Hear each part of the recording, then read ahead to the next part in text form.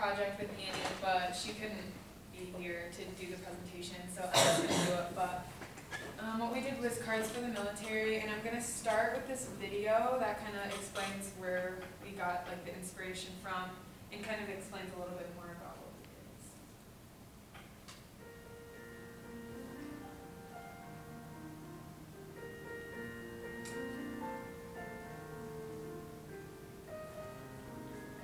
Dear soldiers, thank you for fighting for our country. Without the military, America would not be a free country. We appreciate you leaving your mom and dad to fight for our country, America. These letters are really important to us. It brings up the morale of me and my soldiers, and it really gets us flying the day. While we're over there and away from our families, it lets us know that somebody's out there thinking and praying for us while we're fighting the bad guys. Dear amazing person, I would like to thank you for fighting for our country. I would also like to thank you for also being brave enough to do this for our freedom. I just want to thank him for all the help that they did for us. It's a big boost in the mentality. Dear friend, I hope you catch the bad guys. You are totally brave. I wish I can help you, but I'm way little. Like when I get these letters, they tell me that they're too small to help, but these letters actually do really help me out.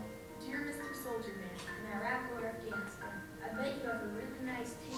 We are your biggest fan. You are so awesome that you can kick the butt of Al-Qaeda and the Taliban. And you send it running, yeah, that's the plan. And you do it for Uncle Sam, and artillery goes blam blam. I think that's pretty cool. Hear, hear. Good luck in the war. It makes me grateful that you are fighting for our country. Go troops! We want to say thank you for taking the time and writing the letters and helping us and boost our morale. We appreciate that.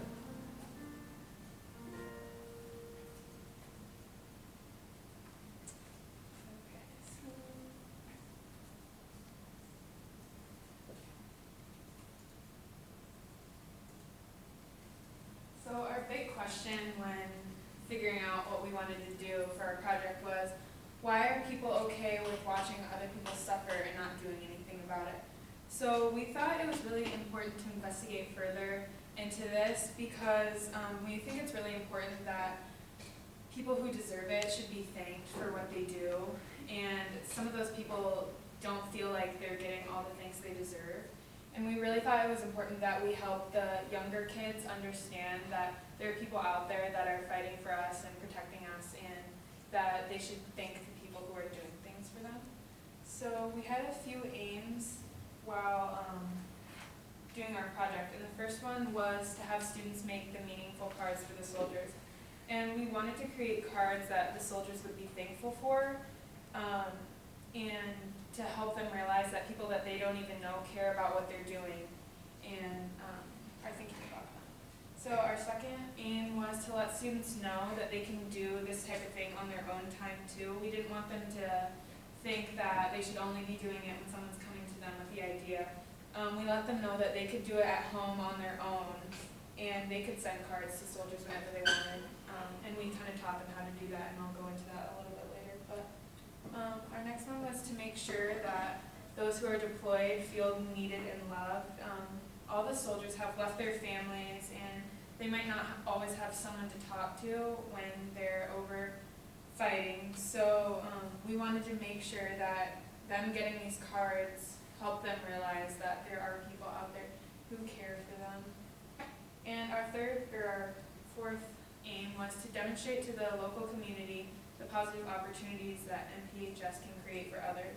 So we wanted other people in the community to realize that we care about our soldiers and informing the younger generation about what's going on in the world, not just what's going on here. So here are a few pictures from what we did. What we did was we went into two classrooms. One was a first grade and one was a fourth grade.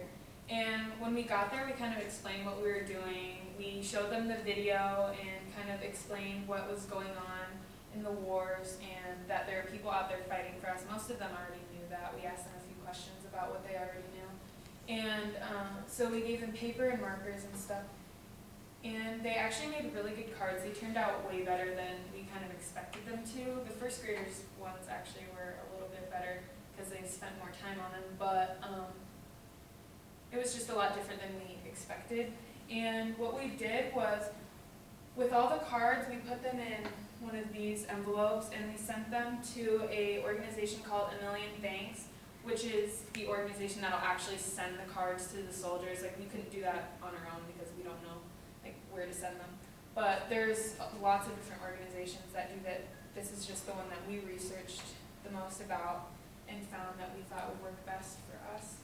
So we kind of told the kids about the organization too and what they do.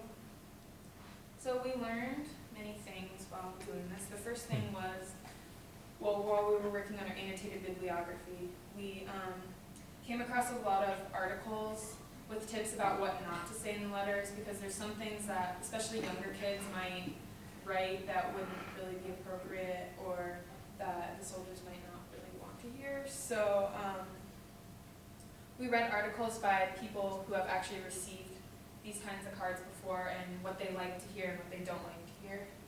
A second thing was that there are many organizations that send these cards overseas. Like I said, we chose to do A Million Thanks, but while we were doing research, we actually found tons of different organizations that do this kind of thing. Some actually do, can send care packages, which have different items in it. Some only do cards, but there's lots of different organizations that do that.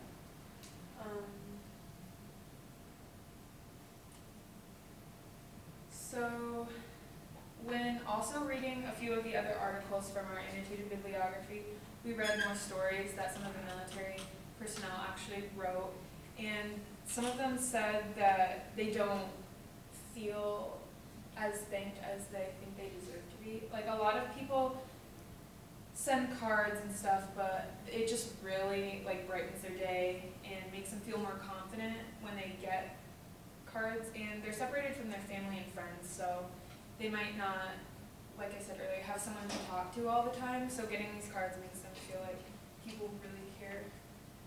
And then the last one was, even a small card can mean the world to them. Receiving cards from even people that are complete strangers can boost their morale, make them feel more confident. So knowing that there are people back home that are thinking about them and care about them means the world.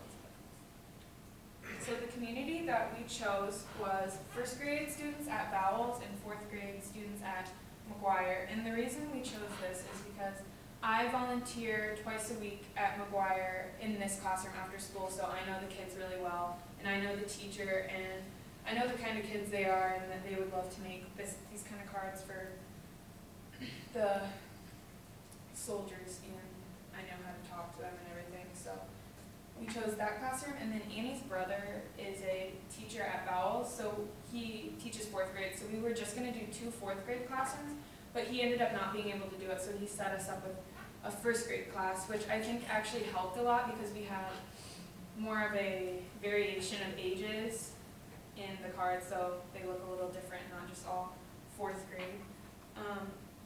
And we chose the younger kids because we thought it was important for the younger kids to understand what's going on and understand how far I think you can really go for other people. So we began by explaining what the soldiers do and why they do what they do. And we explained to them how receiving cards means so much to them by playing the video that I played for you. And then we showed a few examples of cards that other people had made, so they kind of knew what they were doing. We wrote a few things on the board in case they needed help with trying to figure out what to say. We gave them some ideas. And so finally, we learned that the kids actually know a lot more about what's going on in the world than we thought. And some of them had even made cards for people in the military before. A few girls in the fourth grade class said they had her stepdad or her uncle or something was in the Navy, I think, so she had made cards before. And so by working on our annotated bibliography, we learned a lot of things like what not to say and what to say. And we learned just overall how important these cards really are to these soldiers, so we were just glad that we were able to hopefully make